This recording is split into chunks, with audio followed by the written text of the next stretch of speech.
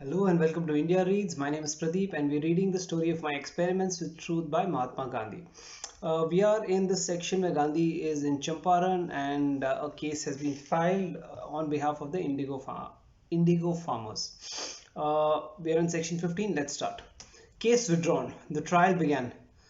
The government pleader, the magistrate and other officials were at loss to know what to do. The government pleader was pressing the magistrate to postpone the case, but I interfered and requested the magistrate not to postpone the case as I wanted to plead guilty for having disobeyed the order to leave Champaran and read a brief statement as follows. With the permission of the court, I'd like to make a brief statement showing why I have taken the very serious step of seemingly disobeying the order passed under section 144 of CRPC. In my humble opinion, it is a question of difference of opinion between the local administration and myself. I have entered the country with motives of rendering humanitarian and national service. I have done so in response to a pressing invitation to come and help the riots who urge that they are not being fairly treated by the indigo planters. I could not render any help without studying the problem. I have therefore come to study it with assistance, if possible, of the administration and the planters, and I have no other motive and cannot believe that my coming can in any way disturb public peace and cause loss of life. I claim to have considerable experience in such matters. The administration, however, have thought differently. I fully appreciate the difficulty and I admit too that they can only proceed upon information that they received. As a law-abiding citizen, my first instinct would be, as it were, to obey the order served upon me, but I could not do so without doing violence to my sense of duty for those who for to those for whom I have come. I feel that I could just now serve them by remaining in their midst. I could not therefore voluntarily retire. Amid this conflict of interest, I could only throw the responsibility of removing me from them on the administration. I am fully conscious of the fact that a person holding in the public life of India, a position such as I do ha has to be most careful in setting an example. It is my firm belief that the complex constitution under which we are living, the only safe and honorable course for a self-respecting man is, in the circumstances such as face me, to do what I have decided to do, that is, to submit without protest to the penalty of disobedience. I venture to make this statement not in a way in extenuation of the penalty to be awarded against me, but to show that I have disregarded the order served upon me, not for want of respect for lawful authority, but in obedience to the higher law of our being, the voice of conscience. There was now no occasion to postpone the hearing, but as both the magistrate and the government pleader had been taken by surprise, the magistrate postponed judgment. Meanwhile, I had wired full details to the Viceroy, to Patna friends, and also to Pandit Madan Mohan Malviya and others. Before I could appear before the court to receive the sentence, the magistrate sent a written message that the Lieutenant Governor had ordered the case against me to be withdrawn, and the collector wrote to me that I was at liberty to conduct the proposed inquiry and that I might count on whatever help I needed from the officials. None of us was prepared for this prompt and happy issue. I called on the collector, Mr. Haycock. He seemed to be a good man, anxious to do justice. He told me that I might ask for whatever papers I desired to see, and I was at liberty to see him whenever I liked. The country thus had its first direct object lesson in civil disobedience. The affair was freely discussed both locally and in the press, and my inquiry got unexpected publicity. It was necessary for my inquiry that the government should remain neutral, but the inquiry did not need support from press reporters or leading articles in the press. Indeed, the situation in Champaran was so delicate and difficult that the over-energetic criticism or highly colored reports might easily damage the case I was seeking to espouse. So I wrote to the editors of the principal papers requesting them not to trouble to send any reporters, as I should send them whatever might be necessary for publication and keep them informed. I knew that the government attitude countenancing my presence had displeased the Champaran planters, and I knew that even officials though they could say nothing openly, could hardly ever have liked it. Incorrect or misleading reports, therefore, were likely to incense them all the more, and their ire, instead of descending on me, could be sure to descend on the poor, fear-stricken riots, and seriously hinder my search for the truth about the case. In spite of these precautions, the planters engineered against me a poisonous agitation. All sorts of falsehoods appear in the press about my co-workers and myself, but my extreme cautiousness and my insistence on truth, even to the minutest details, turned the edge of their sword. The planters left no stone unturned in maligning Braj Kishore Babu, but the more they maligned him, the more he rose in the estimation of the people. In such a delicate situation as this, I did not think it proper to invite any leaders from other provinces. Pandit Malviya ji had sent me an assurance that whenever I wanted him, I had to only send him word, but I did not trouble him. I thus prevented the struggle from assuming a political aspect. But I sent to the leaders and the principal papers occasional reports, not for publication, but merely for their information. I had seen that I had seen that even where the end might be political, but where the case was non-political, one damaged it by giving it a political aspect and helped it by keeping it within its non-political limit. The Champaran struggle was proof of the fact that disinterested service of the people in any sphere ultimately helps the country politically. 16. Methods of work. To give a full account of the Champaran inquiry would be to narrate the history for the period of the Champaran riot, which is out of question in these chapters. The Champaran inquiry was a bold experiment with truth and ahimsa, and I am giving week by week only what occurs to me as worth giving from that point of view. For details, the reader must turn to Sergeant Rajendra Prasad's history of the Champaran Satyagraha in Hindi, of which I am told an English edition is now in press. But to return to the subject matter of this chapter, an inquiry could not be conducted in Gorakh Babu's house without practically asking poor Gorakh Babu to vacate it. And the people of Motihari had not yet shed their fear to the extent of renting a house to us. However, Braj Kishore Babu tactfully secured one with considerable open space about it, and we now removed there. It was not quite possible to carry out the work without money. It had not been the practice hitherto to appeal to public for money for work of this kind. Braj Kishore Babu and his friends were mainly Vakils who had either contributed funds themselves or found it from friends whenever there was an occasion. How could they ask the people to pay when they and their kind could well afford to do so? That seemed to be the argument. I had made up my mind not to accept anything from the Champaran riots. It would be bound to be misinterpreted. I was equally determined not to appeal to the country at large for funds to conduct this inquiry. For that was likely to give it an all India political aspect. Friends from Bombay offered rupees 15,000, but I declined the offer with thanks. I decided to get as much as was possible with Braj Kishore Babu's help from well-to-do Biharis living outside Champaran, and if more was needed, to approach my friend Dr. P.J. Mehta of Rangoon. Dr. Mehta readily agreed to send me whatever might be needed. We were thus free from all anxiety on this score. We were not likely to require large funds as we were bent on exercising the greatest economy in consonance with the poverty of Champaran.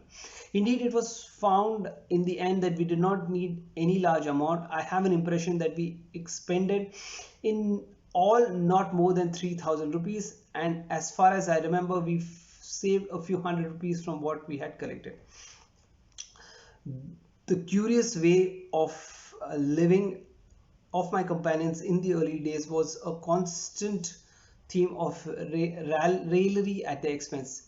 Each of the Vakils had a servant and a cook, and therefore a separate kitchen, and they often had their dinner as late as midnight. Though they paid their own expenses, the irregularity worried me. But as we had become close friends, there was no possibility of misunderstanding between us, and they received my ridicule in good part. Ultimately, it was agreed that servants should be dispensed with and that all the kitchen should be amalgamated and regular hours should be observed. As all of us were not vegetarians, two kitchens would have been expensive. A common vegetarian kitchen was decided upon. It was also felt necessary to insist on simple meals. These arrangements considerably reduced the expenses and saved us a lot of time and energy, and both these were badly needed. Crowds of peasants came to make their statements, and they were followed by an army of companions who filled the compound and garden to the overflowing. The efforts of my companions to save me from darshan seekers were often of no avail, as I had to be exhibited for darshan at particular hours. At least 5 to 7 volunteers were required to take down statements. Even then, some people had to go away in the evening without being able to make their statements. All these statements were not essential, many of them being repetitions, but the people could not be satisfied otherwise, and I appreciated their feeling in the matter. Those who took down the statements had to observe certain rules. Each present had to be closely cross-examined, and whoever failed to satisfy the test was rejected. This entailed a lot of extra time, but most of the statements were thus rendered incontrovertible. An officer from the CID would always be present when these statements were recorded. We might have prevented him, but we had decided from the beginning not only mind the presence of the CID officers, but to treat them with courtesy and give them all the information that it was it was possible to give them. This was far from doing us any harm. On the contrary, the very fact that the statements were taken down in the presence of CID officers made the peasants more fearless. Whilst on one hand excessive fear of the CID was driven out of the peasants' mind, on the other their presence exercised a natural restraint on exaggeration. It was the business of the CID friends to entrap people, and so the peasants had necessarily to be cautious. As I did not want to irritate the planters but to win them over by gentleness, I made it a point of writing to and meeting such of them against whom the allegations of serious nature were made. I met the Planters Association as well, placed the rights grievances before them, and acquainted myself with their point of view. Some of the planters hated me, some were indifferent, and a few treated me with courtesy. Companions. Braj Kishore Babu and Rajendra Babu were a matchless pair. Their devotion made it impossible for me to take a single step without their help. Their disciples or their companions, Sham Babu, Anurag Babu, Dharni Babu, Ram Navmi Babu, and other Vakils were always with us. Vindhya Babu and Janak Dhari Babu also came and helped us now and then. All these were Biharis. Their principal work was to take down the riot statements. Professor Kriplani could not but cast his lot with us. Though a Sindhi, he was more a Bihari than a born Bihari. I have seen only a few workers capable of merging themselves with the province of their adoption. Kriplani is one of those few. He made it impossible for anyone to feel that he belonged to a different province. He was my gatekeeper in chief. For the time being, he made it the end and aim of his life to save me from darshan seekers. He warded off people calling to his aid, his unfailing humor, now his non-violent threats. At nightfall, he would take up his occupation of a teacher and regale his companions with historical studies and observation, and quicken any timid visitor into bravery. Maulana Mazharul Haq had registered his name on the standing list of helpers whom I might count upon whenever necessary, and he made it a point of looking in once or twice a month. The pomp and splendor in which he lived was in sharp contrast to his simple life of today. The way in which he associated with us made us feel that he was of one of us, though his fashionable habit gave a stranger a different impression. As I gained more experience of Bihar, I became convinced that the work of a permanent nature was impossible without proper village education. The riots' ignorance was pathetic. They either allowed the children to roam about or made them toil on the indigo plantations from morning to night for a couple of coppers a day. In those days, a male laborer's wage did not exceed 10 pice, females did not exceed 6, and a child's 3. He who succeeded in earning 4 annas a day was considered most fortunate. In consultation with my companions, I decided to open primary schools in 6 villages. One of our conditions with the villagers was that they should provide the teachers with a boarding and lodging. I guess it is board and lodging, while we would see to the other expenses. The village folk had hardly any cash in their hands, but they could well afford to provide foodstuffs. Indeed, they had already expressed their readiness to contribute grain and other raw materials. From where to get the teachers was a great problem. It was difficult to find local teachers who would work for a bare allowance or without remuneration. My idea was to never entrust children to commonplace teachers. Their literary qualification was not so essential as their moral fiber. So I issued a public appeal for voluntary teachers. It received a ready response. Sergeant Gangadhar Rao Deshpande sent Baba Sahib Soman and Pundalik, Srimati Avantika Bai Gokhale came from Bombay, and Mrs. Anandbai Vaishampayan from Pune. I sent to the ashram for Chotalal, Surendranath, and my son Devdas. About this time, Mahadev Desai and Narahari Parikh with their wives cast in their lot with me. Kasturbai was also summoned for the work. This was a fairly strong contingent. Srimati Avantika Bai and Srimati Anandi Bai were educated enough, but Srimati Durga Desai and Srimati Maniben Parikh had nothing more than a bare knowledge of Gujarati, and Kasturbai not even that. How were these ladies to instruct the children in Hindi? I explained to them that they were expected to teach children not grammar and the 3 R's so much as cleanliness and good manners. I've explained that even as regards letters, there was not so great difference between Gujarati, Hindi, and Marathi as they imagined, and in the primary classes, at any rate, the teaching of the rudiments of the alphabet and numerals was not a difficult matter. The result was that the classes taken by the teachers were found to be most successful. The experience inspired them with confidence and interest in their work. Avantika Bai became a model school. She threw herself heart and soul into her work. She brought her exceptional gifts to bear on it. Through these ladies, we could to some extent reach the village women. I did not want to stop at providing for primary education. The villages were insanitary, the lanes full of filth, the wells surrounded by mud and stink, and the courtyards unbearably dirty. The elder people badly needed education and cleanliness. They were all suffering from various skin diseases, so it was decided to do as much sanitary work as possible and penetrate every department of their lives. Doctors were needed for this work. I requested the Servants of India Society to lend us the services of the late Sir Dr. Dev. We had been great friends, and he readily offered his services for 6 months. The teachers, men and women, had to work under him. All of them had express instructions not to concern them with the grievances against the planters or with politics. People who had any complaints to make were to be referred to me. No one was to venture out of his beat. The friends carried out these instructions with wonderful fidelity. I do not remember a single occasion of indiscipline. Penetrating the villages. As far as was possible, we placed each school in charge of one man and one woman. These volunteers had to look after medical relief and sanitation. The women folk had to be approached through women.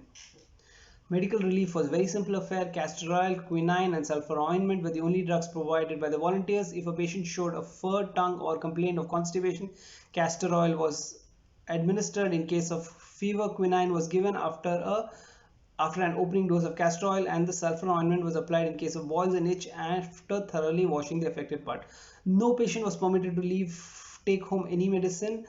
Whenever there was some complication, Dr. Dev was consulted. Dr. Dev used to visit each center on certain fixed days in the week. Quite a number of people availed themselves of the simple relief.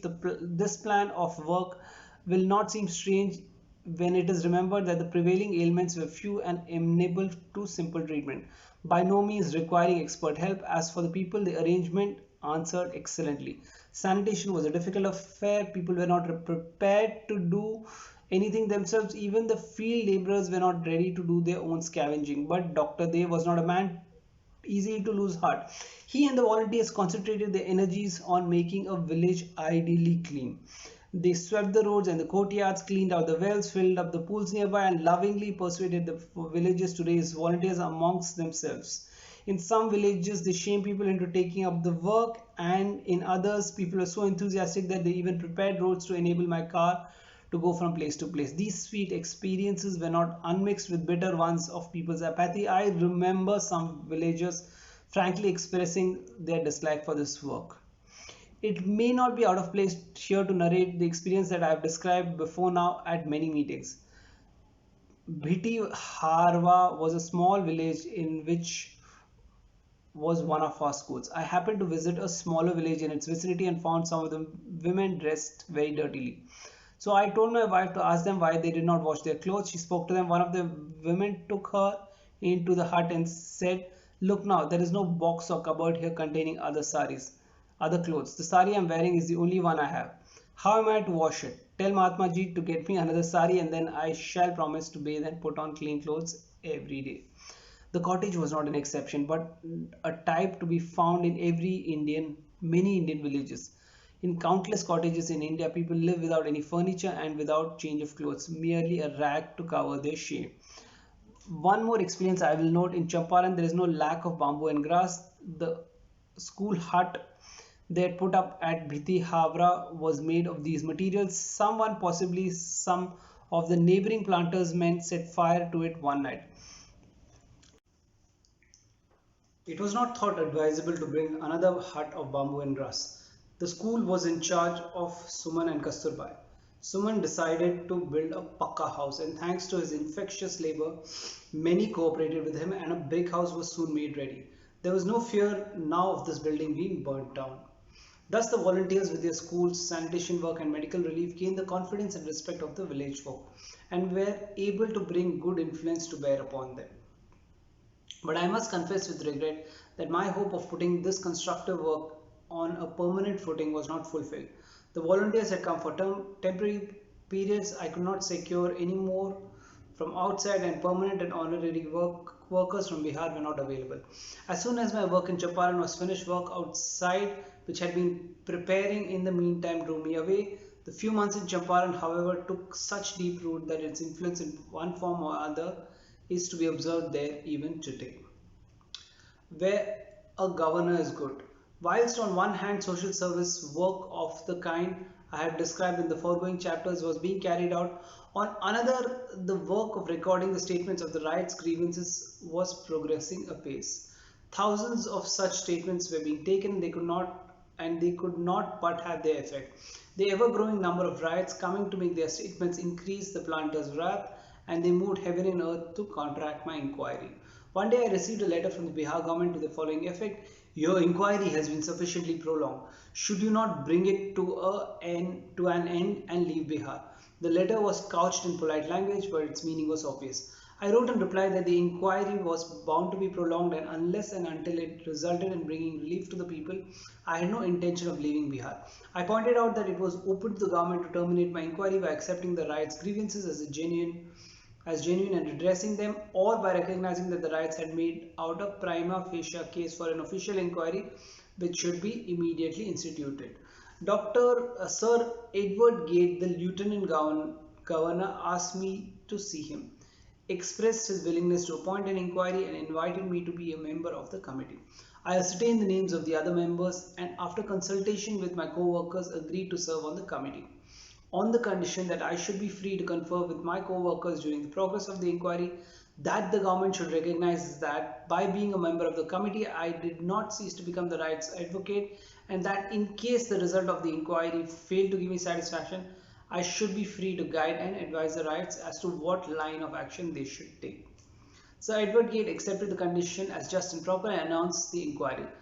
The late Sir Frank Sly was appointed chairman of the committee. The committee found in favor of the riots and recommended that the planters should refund a portion of the exactions made by them, which the committee had found to be unlawful, and the Teen Katia system should be abolished by law. Sir Edward Gate had a large share in getting the committee to make an unanimous report and getting the agrarian bill passed in accordance with the committee's recommendation. Had he not adopted a firm attitude, and had he not brought in all his tact to bear on the subject, the report would not have been unanimous and the Agrarian Act would not have been passed. The planters yielded extraordinary power. They offered strenuous opposition to the bill in spite of the report, but Sir Edwin Gate remained firm up to the last and fully carried out the recommendations of the committee. The Deen Khatia system, which had been in existence for about a century, was thus abolished, and with it the planters' Raj came to an end. The riots, who had all along remained crushed, now somewhat came to their own, and the superstition that the stain of the indigo could not be washed was exploded. It was my desire to continue the constructive work for some years, to establish more schools and penetrate the villages more effectively. The ground had been prepared, but it did not please God, as often before, to allow my plans to be fulfilled. Fate decided otherwise and drove me to take up work elsewhere. 20. In touch with labor. Whilst I was winding up my work in the committee, I received a letter from Mohanlal Pandya and Shankarlal Parekh telling me the failure of the crops in Kheda district and asking me to guide the peasants who were unable to pay the assessment. I had not the inclination, the ability, or the courage to advise without an inquiry on the spot. At the same time, there came a letter from Srimati Anusya Bai about the condition of labor in Ahmedabad. Wages were low and laborers had long been agitating for an increment, and I had the a desire to guide them if I could. I had not the confidence to direct them even this comparatively small affair from that long distance. So I seized the first opportunity to go to Ahmedabad. I had hoped that I should be able to finish both these matters quickly and get back to Champaran to supervise the constructive work that had been inaugurated there. But things did not move as swiftly as I wished, and I was unable to return to Champaran, with the result that the schools closed one by one. My co-workers and I had built many castles in the air, but they all vanished for the time being. One of these was cow protection and work in Champaran. Besides rural sanitation and education, I had seen in the course of my travels that cow protection and Hindi propaganda had become the exclusive concern of Marwadis. A Marwadi friend had sheltered me in his dharmashala whilst in Bidya. Other Marwadis of the place had interested me in their Goshala dairy. My ideas about cow protection had been definitely formed then, and my conception of the work was the same as it is today. Cow protection, in my opinion, included cattle breeding, improvement of stock, humane treatment of bullocks, formation of model dairies, etc. The Marwadi friends had promised full cooperation in the work, but I could not fix myself up in Champaran, and the scheme could not be carried out.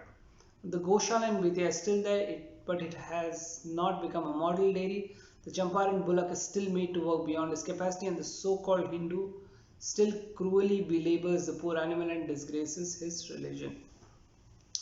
That this work should have remained unrealized has been to me a continual regret, and whenever I go to Champaran and hear the gentle reproaches of the Marwadi and Bihari friends, I recall with a heavy sigh that all those plans which I had to drop so abruptly. The education work in one way or another is going on in many places, but the cow protection work has not taken firm root and has therefore not progressed in the direction intended. Whilst the Kheda peasants question was being discussed, I had already taken up the question of the mill hands in Ahmedabad. I was in a most delicate situation. The mill hands case was strong. Srimati Anusya Bai had to battle against her own brother, Sergeant Ambalal Sarabai, who led the fray on behalf of the mill owners. My relations with them were friendly, and that made fighting with them the more difficult. I held consultations with them and requested them to refer the dispute to arbitration, but they refused to recognize the principle of arbitration. I had therefore to advise the laborers to go on strike. Before I did so, I came in close contact with them and their leaders and explained to them the condition of a successful strike. 1. Never to resort to violence. 2. Never to molest blacklegs. 3. Never to depend upon arms. And 4. Remain firm no matter how long the strike continue, and to earn bread during the strike by any other honest labor. The leaders of the strike understood and accepted the conditions, and the laborers pledged themselves at a general meeting not to resume work until either their terms were accepted or the mill owners agreed to refer the dispute to arbitration. It was during this strike that I came to know intimately Vallabhbhai Patel and Shankarlal Bankar. Srimati Anusya Bai I knew very well before this. We had daily meetings of the strikes under the shade of the tree on the bank of the Sabarmati. They attended the meeting in their thousands, and I reminded them in my speeches of their pledge and of the duty to maintain peace and self-respect. They daily paraded the streets of the city in peaceful procession, carrying the banner bearing the inscription Ek Tek, keep the pledge. The strike went on for 21 days. During the continuance of the strike, I consulted the mill owners from time to time and entreated them to do justice to the laborers. We have our pledge too, they used to say. Our relations with the laborers are those of parents and children. How can we brook the interference of a third party? Where is the room for arbitration? A peep into the ashram. Okay, so this was an interesting read for me because I've done it over a period of 2 days, and I've recorded my recap of this reading about quite a few times. So I hope that I have better things to say this time. Yeah, so let's recap. First is Gandhi. Uh, handling the case that is against him. So Gandhi is being detained by the police, and Gandhi, realizing that these civil cases can go on and on forever, uh, cuts it through by making a statement in his first hearing itself, which clarifies his position. Why is he in Bihar? What does he want to achieve through his stay in Bihar? And in fact, using this opportunity to ask the government to support him in his inquiry, uh, collecting information from the riots about the plantation, about the money that they paid to the plantation owners, and so this kind of works in his favor. The government agrees with him and sets up to support him in his inquiry. So to the extent that CID officers are present when he sets out with his so-called questionnaire to ask the riots about the money that they are forced to pay to the plantation owners. Now, the CID being present is also ideally, which would be seen as a hindrance, is used by Gandhi and his followers very interestingly. One, because CID is there, people know that this is something that they can take seriously. Two, because the CID is there, the administration also is keeping a tab on the case. Three, because the CID is there, the people who are making the statements do not exaggerate, because they know that CID is watching and listening to them, and basically the support of some very powerful people who are backed by the plantation owners are there. So they're trying their best to disturb the process, but Gandhi uses this opportunity, and people, and he and his team of Vakils meticulously collect all the information that they set out to. While Gandhi is there, he also realizes here is an opportunity, and he picks up his two of his favorite projects. One is education, two is sanitation. He realizes that the kids in that village are not getting the right kind of education, so he sets up schools in and across the district. He gets his wife and the wives of all his ashram members to come over there. Now all of the ladies are not very educated like his wife Kasturbai, but he uses them very well to teach the kids basic alphabets, hygiene, discipline, sanitation, this kind of stuff. And then he also sets advertisements, or rather inquiries for teachers from other districts or outside different parts of India, because he does not believe that that particular district of Champaran would be able to support by giving a good teacher. What he does get from the villages is a commitment that the boarding and the lodging of the teachers would be taken care of them, and this they agree to do. The salary is taken care of by Gandhi. The second project, which is close to Gandhi's heart, is sanitation. Obviously, the villages are not very well maintained, they're very filthy, the surroundings are not very clean, and this hurts Gandhi, because actually it is a very beautiful place which has not been maintained well. So he gets his team to action. They do all the scavenging work. This again has twofold objective. One is people who look at them feel ashamed that here is somebody who's come from outside and is doing for us, so why not we do it ourselves. Second is it also inspires people when they see that how beautiful their village can get once people set their heart to it. So these two projects go on in full steam.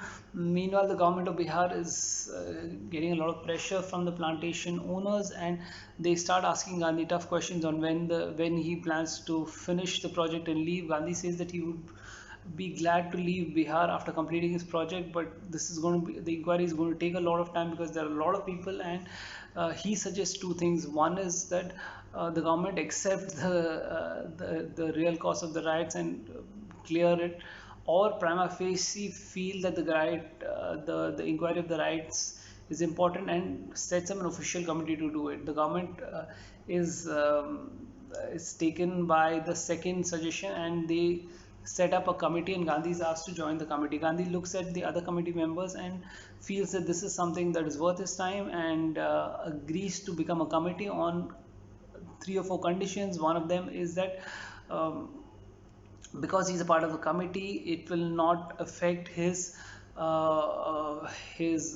interest, which is basically to help the rights. Two, that he will continue to advocate for the rights. Three is that if the decision is not in favor of the rights, he would guide them on the next course of action. Four, if he is not happy with the decision, he would completely move out of it and challenge it from an outside panel.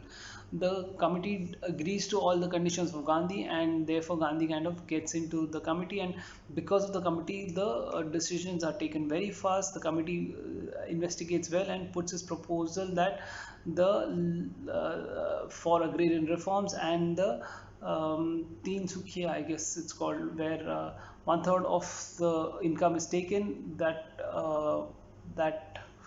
practice is abolished. Obviously, this was something that nobody had expected. So Gandhi's civil disobedience and his way of working has worked wonders in the place, and nobody believed that these rights would ever be free to plant and on their own money, and that the stench of indigo would never leave their hands. But Gandhi has kind of achieved it through his means. While this is happening, obviously Gandhi is getting popular, he's getting the PR, and other people are approaching him to help. One is from Kheda, where the farmers have an issue. The other is the mill workers of Ahmedabad. Gandhi kind of takes up these projects with interest. His idea was that he would spend some time there and come back to Champaran and continue his initiatives of education and sanitation. But obviously, once he's out of Champaran, the uh, he gets absorbed in other things, and the schools of Champaran start shutting down one by one. And this is a pity because of the work that was put in before. Gandhi still feels that the initiatives that they had taken would obviously have left an impact in Champaran. There was one more initiative which Gandhi wanted to do but could not do, which was in cow protection. He had a comprehensive outlook about it and had a structured way of approaching it, starting from protection of cows, humane treatment of the animals, taking good care of bullocks, how milk is taken, and setting up model dairy farms. Now, over a period of time, since nobody was paying attention to it, nothing of these went through. The Marwadis of Bihar were the ones who were interested in this project, and they were looking up to Gandhi to do it. But unfortunately, Gandhi was not able to set up time to it. The farm in uh, Bethia village continues to be there, but it did not become a model farm as Gandhi had wanted. The Marwadis and the Biharis obviously taunt Gandhi every time he travels there, but and Gandhi also agrees that he had not achieved what he had set out to achieve, but that's how life is. I mean, he has to move on. Moving on to the mill workers in Ahmedabad, Gandhi understands the case in detail and suggests that they go on strike. He puts in four conditions. One is that they should always be take the path of non-violence. Two, they should not harass or harass the mill owners. Three is that they should not take arms from anybody. Four is that they should be completely independent. They should have their own job, which is outside the mill. So they should have a source of income, and they should continue to have that source of income, which kind of keeps them independent, and therefore they can fight their battles more strongly. Uh, During whole through this process, he also gets in close touch with two gentlemen from that area. One of them is of course Sardar Vallabhbhai Patel, who much later becomes his very close associate of the Congress party, and in independent India the first home minister, who unified all the provinces of the erstwhile princes to make the country of India which it is today.